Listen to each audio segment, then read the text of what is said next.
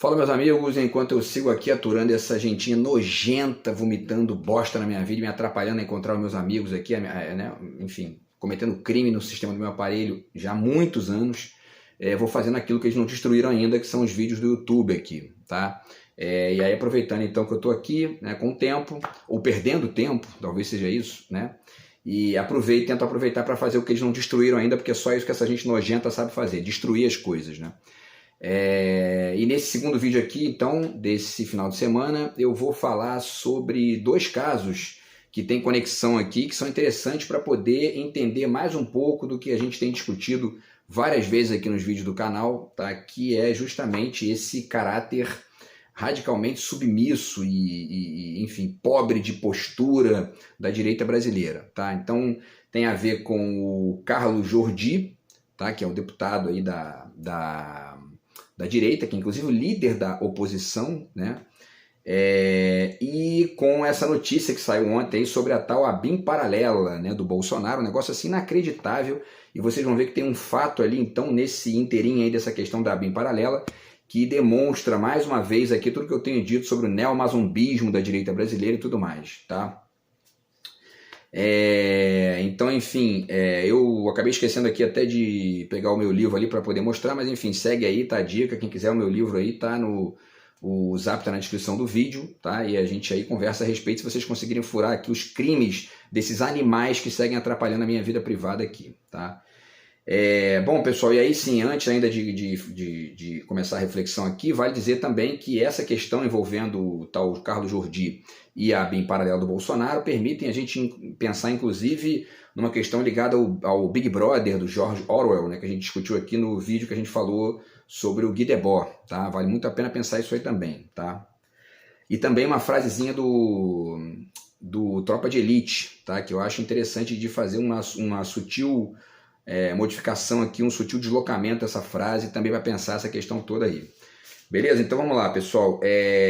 Então o Carlos Jordi foi choramingar lá no microfone e tal, porque ele está sendo investigado numa operação chamada Operação Lesa Pátria, que investiga os envolvidos em atos antidemocráticos, tá? É a 24ª etapa da Operação Lesa Pátria. E aí o Jordi é acusado de atuar como orientador dos envolvidos nos atos antidemocráticos, tá?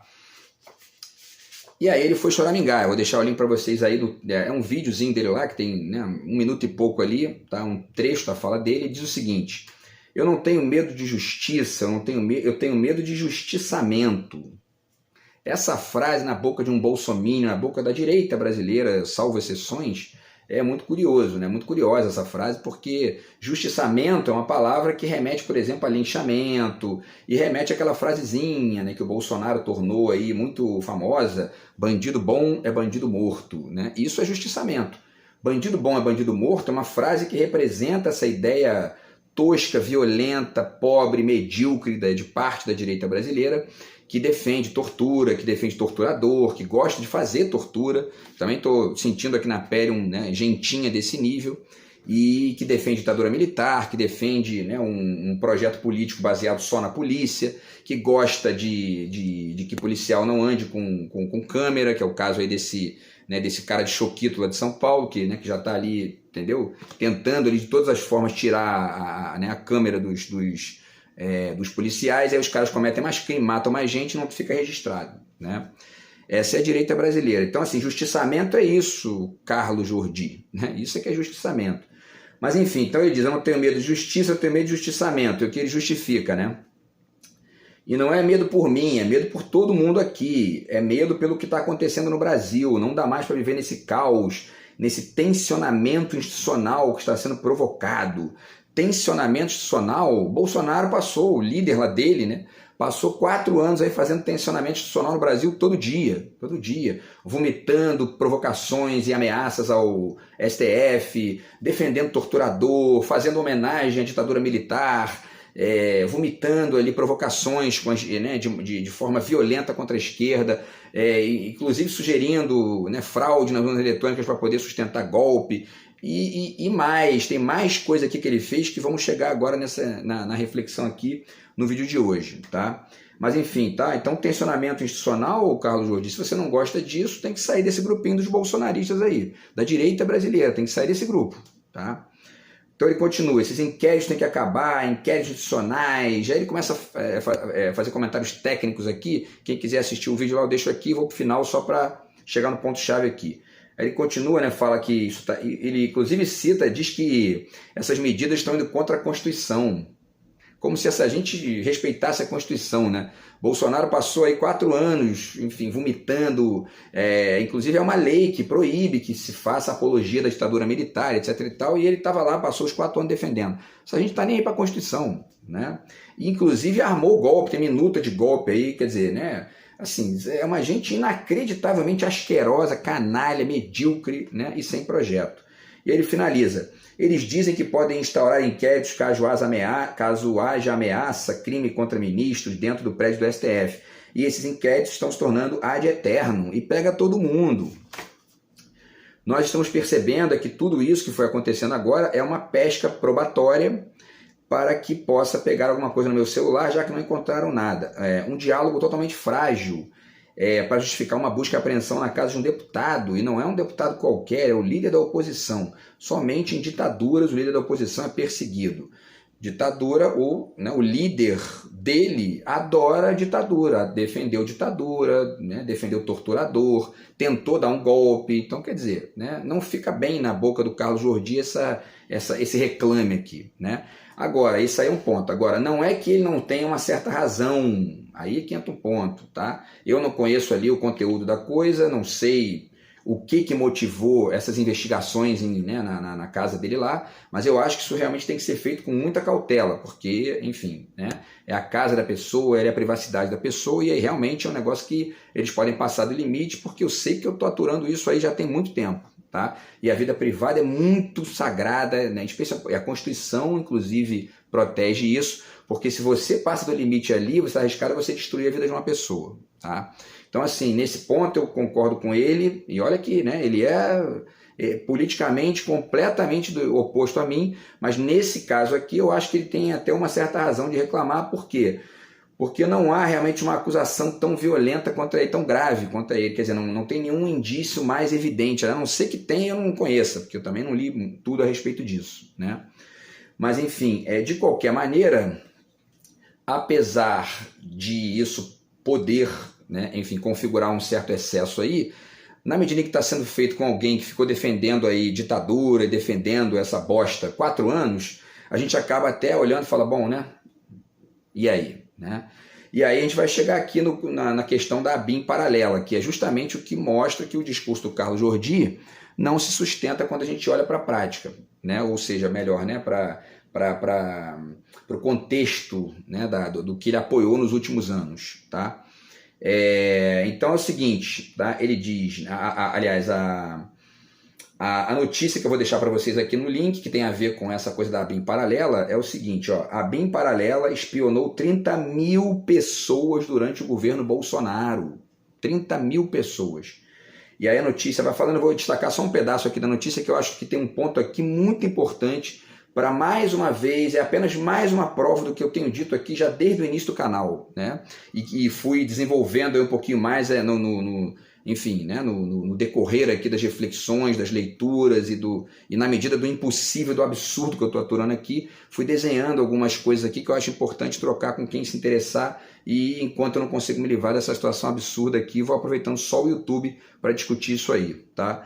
A notícia fala o seguinte, ó, nesta quinta-feira, dia 25 de janeiro, a Polícia Federal realizou buscas contra o ex-diretor-geral da ABIN, e porque, para quem não sabe, a ABIN é a Agência Brasileira de Inteligência, né?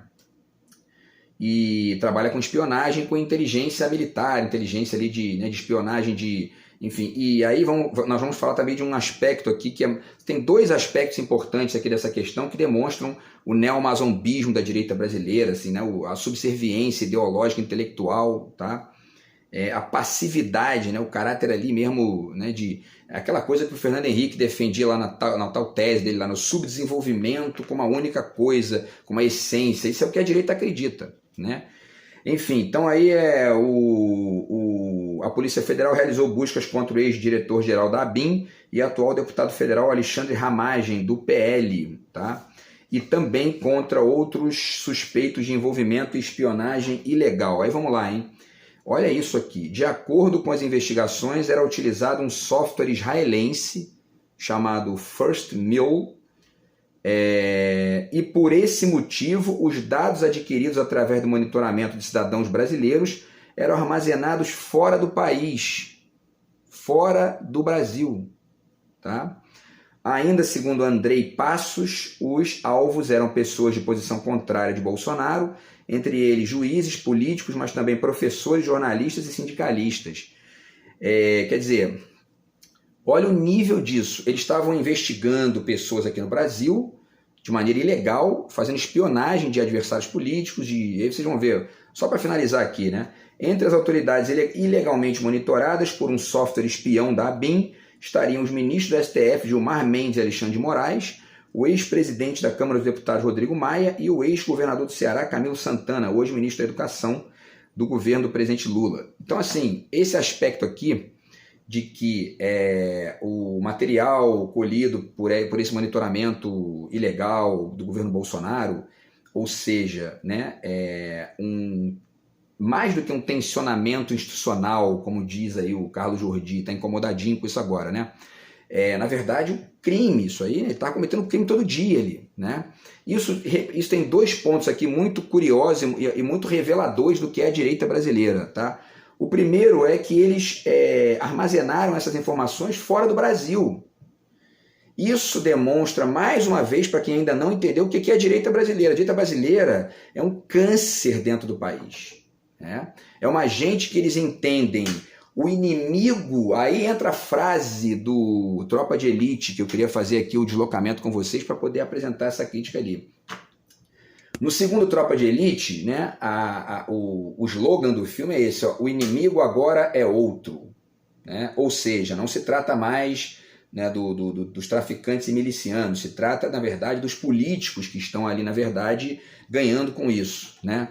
Eu diria que no caso da direita brasileira, e isso é revelador do que é a direita brasileira, do que é a história do Brasil, o inimigo nunca foi o outro. O inimigo da direita brasileira é o mesmo. O inimigo da direita brasileira é o próprio país. É por isso que eles monitoram os cidadãos do Brasil e colocam isso lá em Israel. Colocam lá essas informações fora do Brasil. Né? É um negócio inacreditável, assim, inacreditável, e que ao mesmo tempo demonstra o que é isso aí. Quer dizer, e outra, demonstra mais uma coisa, né? Antes de eu dizer a segunda, eu já digo a terceira, que eu acabei de lembrar aqui.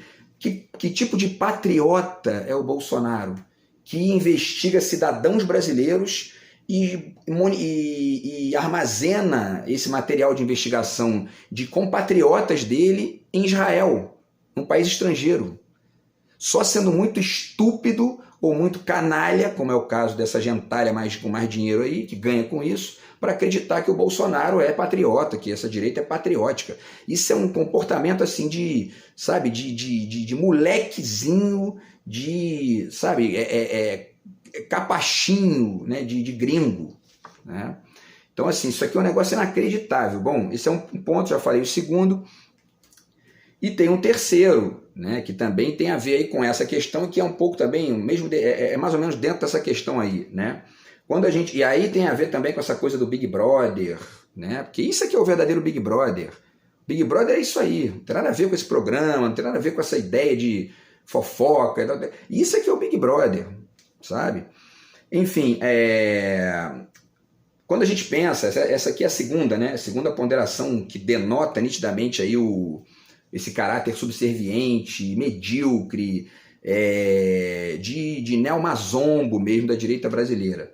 Quando a gente pensa no que eram os espiões, né, porque a ABIN era isso, a ABIN é isso, né, uma agência de inteligência que serve para poder investigar, e quando essas agências geralmente servem para investigar ou historicamente, né, ou inimigos externos, portanto, gente infiltrada, gente que está ali para poder, enfim, né, criar problema no país dos outros, né, ou potenciais inimigos internos do grande capital.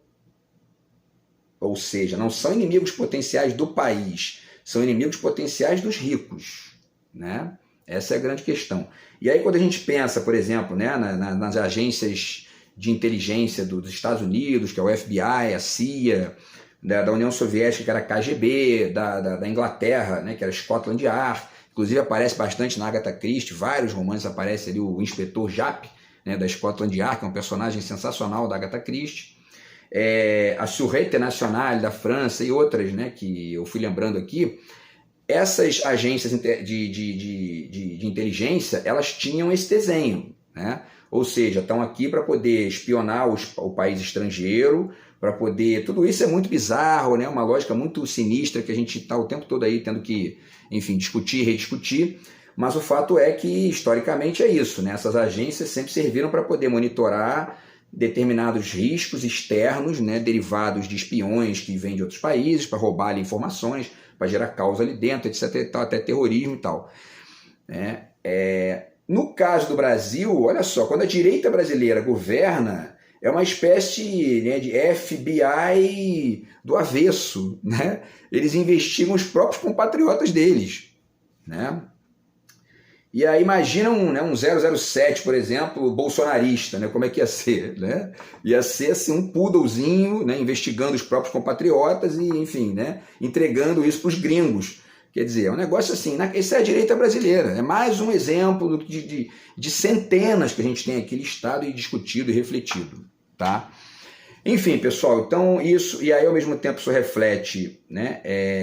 Já falei aqui da frase do Tropa de Elite. Isso reflete, portanto, essa questão, né, que o inimigo da direita sempre foi o mesmo, ou seja, sempre foi o país, o próprio país, o Brasil.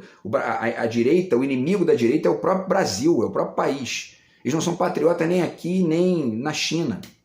Tá? Enfim, e aí isso é o verdadeiro Big Brother. Então eu deixo aqui para vocês mais uma vez, tá? Mais uma vez aí a dica do George Orwell, aqui é o Sociedade dos Bichos. Eu não tenho o 1984 aqui, que é o livro no qual aparece esse personagem Big Brother, né? Mas enfim, porque na verdade eu li esse livro emprestado de alguém na época, agora nem lembro, porque tem muito tempo que eu li isso. Mas o fato é que o livro é muito interessante, vale a pena aí, tá? Até para entender melhor essa questão, né?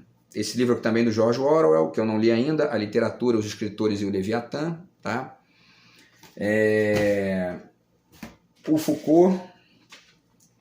Aqui está o Microfísica do Poder, mas enfim, ele fala dos sistemas de controle também, e essa questão, né, do hackeamento de sistema, né, enfim, desse monitoramento ilegal feito não só por governos ditatoriais, ou no caso do Bolsonaro, né, governinhos meio que...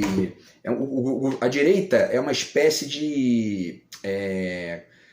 como é que é? É uma espécie de... A direita, ela é como é o nome daquele? É uma esofagite do país, né? É uma esofagite do país. O país não consegue se alimentar para crescer. Fica ali, entendeu? A direita fica atrapalhando, atrasando e gerando problema interno, né? Essa é a direita brasileira, especialmente na política e especialmente a missão na política de Estado, né? Isso aqui é apenas mais uma prova disso, tá?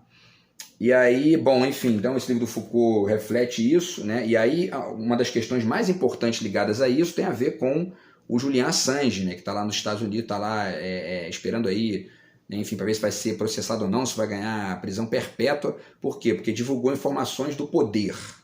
Divulgar informações do poder não pode. Pode hackear os, né, cidadãos comuns, pode um governo tosco e medíocre como Bolsonaro, né, e a direita brasileira ficar hackeando o ministro do STF, enfim, né, adversários políticos e tudo mais, cidadãos comuns, professores, sindicalistas, etc., né, e vomitando ódio contra jornalistas que hoje, inclusive, já estão aí, ó, babando o ovo da direita de novo, porque já estão fazendo oposição a quem eles sabem fazer oposição, que é a esquerda, né. Então, enfim, o caso do Assange é muito exemplar disso aqui, que é um dos problemas mais graves que a gente tem no mundo, porque, de certa forma, é um cybercrime, né? Isso que o governo Bolsonaro fez e com essa tal bem em paralelo, tá? Enfim, e aí as duas últimas dicas aqui tem a ver justamente com o neomazombismo da direita, que pode ser pensado a partir aqui do Darcy Ribeiro, tá? O povo brasileiro. Eu ainda não escrevi sobre isso porque eu estou aqui aturando essa gente, atrasando a minha vida, senão eu já tinha feito aqui pelo menos um artigo sobre isso, porque eu acho que é um tema, é uma contribuição que eu posso passar aqui para o debate acadêmico e tudo mais, e até aí para o debate filosófico eventualmente, mas enfim, não consegui nem fazer isso ainda. Mas essa dica aqui é boa porque dá para pensar isso, tá? Eu vou usando os vídeos do YouTube, que é o que ainda não destruíram, certo? E aqui o Nelson Rodrigues, porque demonstra também aí, e chama atenção e faz a gente refletir sobre o complexo de poodle, né, de quem acha bonitinho monitorar e hackear cidadãos do próprio país e deixar isso escondidinho lá num país estrangeiro. Quer dizer, e um bosta desse ainda fica se colocando como patriota e tem um bando de otário que acredita nisso, né? Ou ingênuos, né? Então, enfim, tá, pessoal? Então é isso. Meu querido Carlos Jordi, você tá aí choramingando, só que você tá numa posição que o teu choramingo fica meio, entendeu? Fica meio anacrônico, para dizer o mínimo, certo? Se você não gosta de medidas exageradas, porque no caso ali talvez não tenha sido nem autoritário, né? Autoritário é hackear cidadãos comuns e colocar isso num país estrangeiro. Isso aí é até pior do que autoritário. Isso aí é uma mistura esquisita de autoritário com subserviente, entendeu?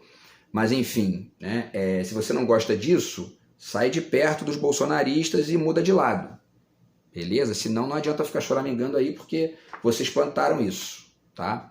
Então é isso, pessoal. Fica a dica aqui, tá? Dessa reflexão. E aí depois eu trago mais aqui, a gente vai falando sobre isso nos próximos vídeos do canal também, beleza? E amanhã eu venho com um vídeo, talvez eu traga 2 vídeos para vocês. Um com certeza, que é sobre o discurso do Lula na USP, que tem umas coisas muito legais que ele falou lá, tá? E talvez eu faça um outro aí com dicas sobre livros do Holocausto, porque hoje é o dia em homenagem às vítimas, né, do Holocausto. Então de repente eu trago mais um vídeo aí, trago 2 vídeos, um falando sobre o discurso do Lula na USP, esse com certeza, e eventualmente um outro aí com dicas do Holocausto, tá bom? Então é isso, pessoal, grande abraço aí, tamo junto, fui.